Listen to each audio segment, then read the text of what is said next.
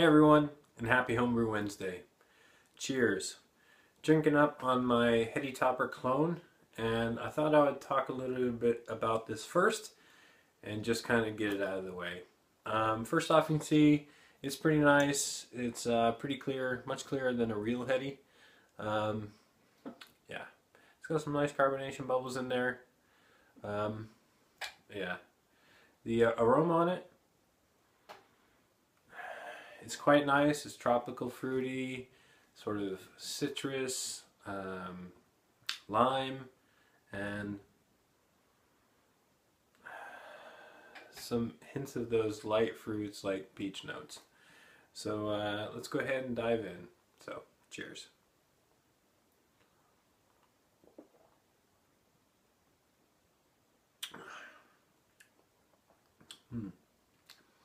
The taste of it's getting better. After I had it in a keg for about a week, I tried it, and all I could really taste was that hop extract that I put in there, that hop shot. I don't taste that so much anymore. It was probably 2-3 weeks ago when I tried it, and I probably mixed it in with a glass. I used like a quarter of this and probably 3/4 of the Maris Otter and Centennial Smash, and then I was drinking that together, so it was a blend. 25% Heady Topper, 75% Maris Otter Centennial Smash together, and that was drinkable, but I could still taste hints of that hop extract. I mean, that's how powerful it was. But yeah, I mean, it's dying down and it's getting better, so I'll just leave it in the keg for a few more weeks and see how it evolves. So yeah, that's that. Cheers.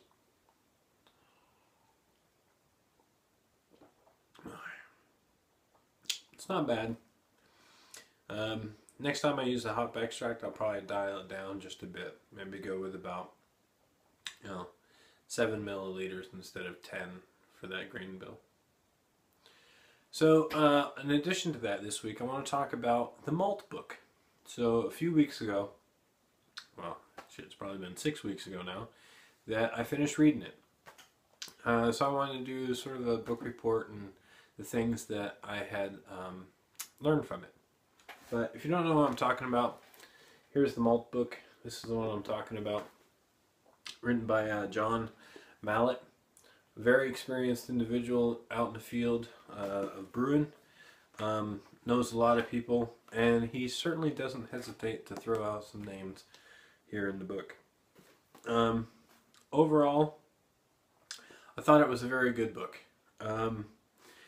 If you take this book in line with also the yeast book and For the Love of Hops book, and you think of those together, if you've read those others, you'll know that the hop book, For the Love of Hops, was really nice. You learned a lot about sort of the hops themselves, the biology, the makeup of the hops, and all of the oils that are associated with it. Really deep down into what a hop was. But when it came in terms of practical use, sometimes it felt like they were sort of just scratching the surface. I don't know, maybe that was just me. When it came to the yeast book, I mean, that was like a complete eye-opener. It's like, wow, you read that and it's like, that truly is 80% of the beer. We just make the sweet water, the yeast makes the beer, and there it is. I mean, there was so many different aspects of, the biology of yeasts and what they contribute. So I was pretty floored about that. And so when I heard about this book coming out, I pre-ordered it 9 months in advance. It was overdue. About 6 months before it was supposed to come out. And I had high hopes for this book, that it was going to be just as good as that yeast book. And in terms of understanding the biology of barley, it hits a home run. So it's a very, very good book that way. I mean, you'll learn all about everything you need to know about enzymes and carbohydrates and proteins and further down. and it's just it's phenomenal in that respect. I think the primary audience is people who are going to uh, open up a brewery and get more into malting and things like that. It did have some really good takeaways too. So let me go ahead and share some of that with you. I've taken a few notes, and I think one of the biggest questions people have when they're brewing, specifically guys that are doing batch sparging, the guys that are doing the Vorloffs, there's the big question about, well, why do you do a Vorloff? And here's some of the answers that I've got off like Homebrew Talk and a couple other sources. But you know, the primary objective is to establish a grain bed as a filter and clarify your beer. Some say it's to minimize the grain husks in a boil to avoid sharp and bitter flavors in the end product. Okay, you know, very viable. I could buy that for $1. And to prevent stuck sparges. Anyway, for clarity, you're Vorloffen for clarity, and a lot of people Vorloff until their wort becomes clear, and then they start to empty it into their boiling kettle or whatever. Some people say it's for tannin extractions or to avoid tannin extraction. So okay, you're Vorloffen to avoid tannin extractions. I get that.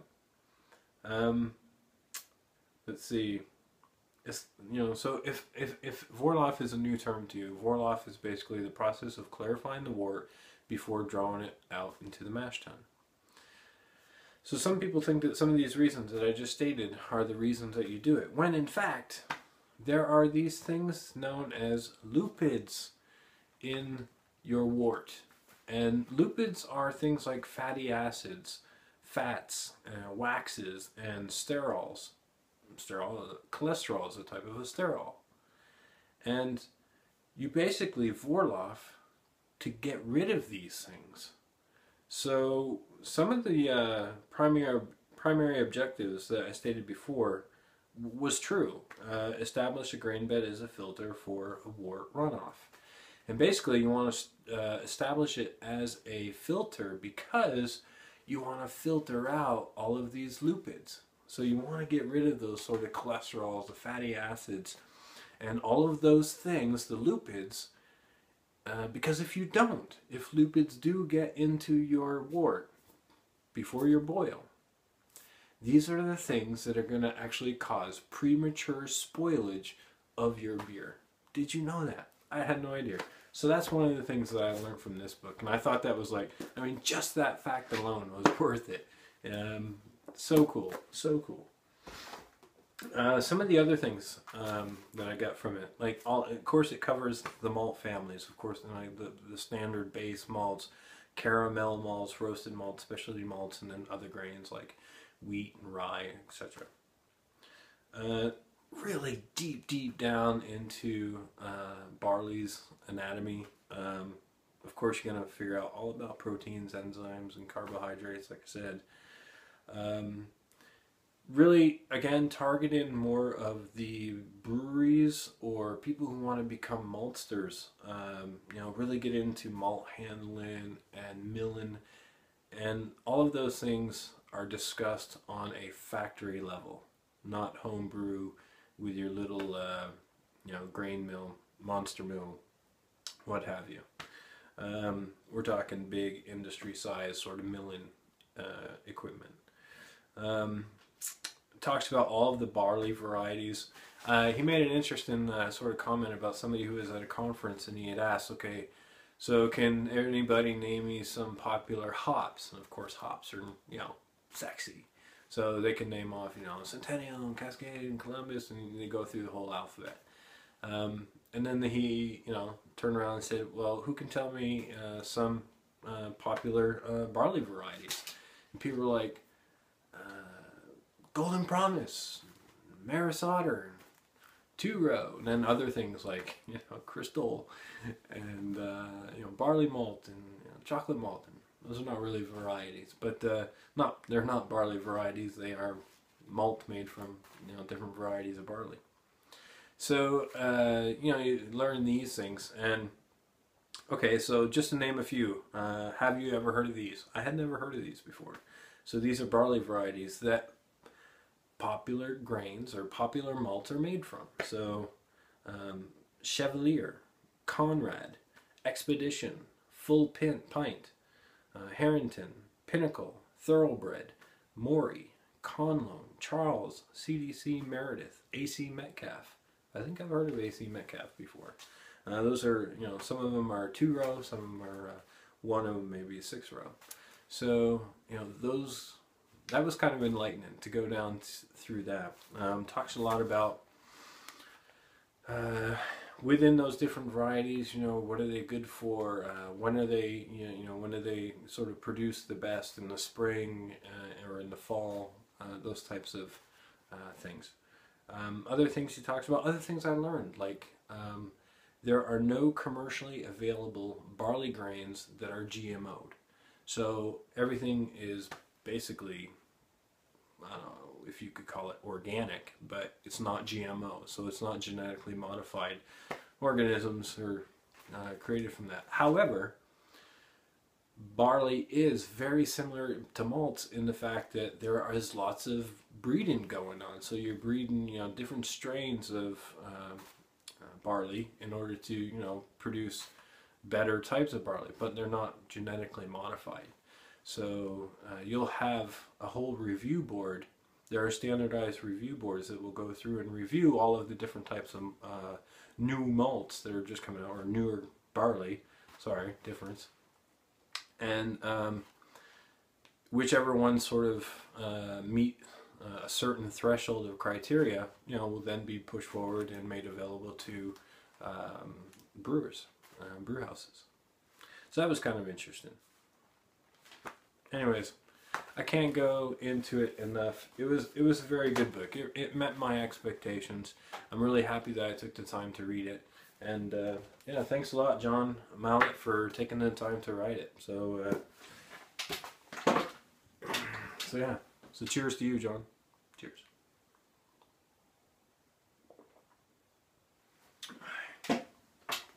I'll just keep hold of this. So another thing I was going to talk about was my pH meter.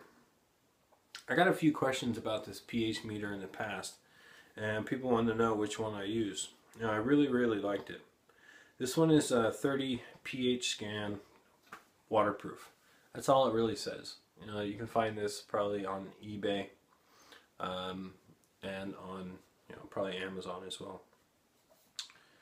So I was using this for probably about a year, and then it told me that the sensor was bad. You know, the readouts, it won't calibrate, so I need to find a replacement. The problem is the supplier where I bought this from here doesn't sell these anymore, and I can't find a replacement tip for it, so I was really sort of upset about that. So the last probably 3 or 4 brews, I feel like I've been flying blind in terms of mashing and my pH. I've had to resort to using pH strips. I don't really feel too comfortable with that. So I took a recommendation from the man Dan, ABA, in order to get a quality pH meter. So I'm now a happy owner of a Hatch, I think is how you pronounce it. Seems like a very nice pH meter. You know, I just barely got it. It's got temperature in there as well as the pH reading. Just got it, so I still have yet to calibrate it and actually use it. I'm going to wait to my first brew day to calibrate it and then go from there. Really cool thing is that, you know, the replaceable probes, you know, they're available. So at least I know where to get those whenever they die out. Let's see, what else did I get? You know, I've been running my HLT over here for a long time, just using the heating element, and that was it. I did notice some rusting on the face of the heating element inside the kettle because it's only water in there. You know, it's hot water for the hot liquor tank. And of course that hot water sort of, you know, when you drain it out, causes some, you know, condensation, some humidity, and rust built up on the face of the heat element. So what they tell you is to buy an anode, same things that they use inside water heaters. Put in like a magnesium stick in there, and the electrons flowing off the heat element or from the faceplate will have somewhere to diffuse. Otherwise, they'll build up the rust. It'll be the cause of the buildup of the rust. So I have a magnesium rod in there that's just sort of been laying at the bottom for a while. And I've been wanting to put in a real anode rod. So I went ahead and finally purchased this one off eBay and had it delivered to me today. So it's a 1/2 inch connection here. I just need to figure out if I do actually want to sacrifice and put it into this kettle. Or just go ahead and wait and maybe put this into maybe a bigger kettle when I upgrade. I don't know when that's going to happen, but I know it will probably happen sometime in the future. But I think the magnesium rod that I've got laying in there at the bottom right now is sufficient. But I'm sure, you know, something that was in contact and closer proximity to the heat element would be better. Just don't know. But anyways, that's all I've got going on, guys. You know, the Heady Topper smells great, tastes okay. I'm gonna wait until that hop shot sort of there's a hop shot twang, sort of, nowhere near like a kit twang, but you know, sort of that lingering hot bitterness I get. I don't know, maybe it's just my imagination, but I need to share this with some other people who haven't tasted the hot shot on their tongue and get their opinion of it and see what they think. But that's all I've got, guys. I hope you guys are having a hell of a week and have a better weekend. Cheers.